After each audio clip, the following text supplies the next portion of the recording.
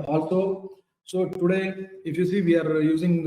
VR. I think a few projects are using VR for the visualization, but why not use it for fire safety simulation? So today,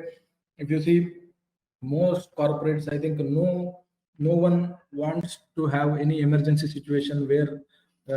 we lose somebody or there is harm caused to someone because of a bad design.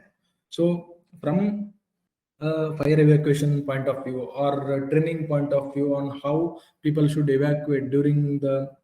fire, why use age-old techniques of just conducting the mock drills or just by using the 2D plans and marking what is the nearest path and so on and so forth? So what we can do is we can use this 3D models during the design development phase itself, and then a safety inspector or the project managers can ensure that there is enough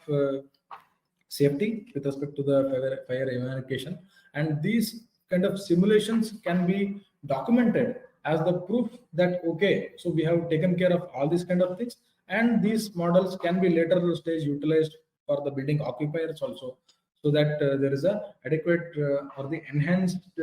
fire safety